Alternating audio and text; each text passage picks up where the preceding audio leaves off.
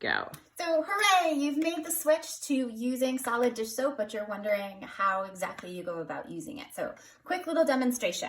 This is what it looks like when you buy it. This is what it looks like once you started using Doesn't it. look quite so pretty, but Not that's so life. pretty. So I love using these scrubby brushes because again, it's no plastic.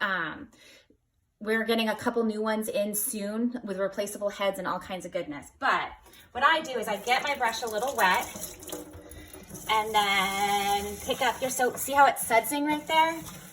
Look at those suds. Those are clean dishes. A lot of suds. Yeah.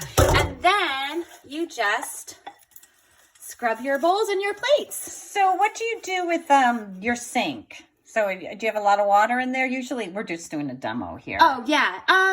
It depends.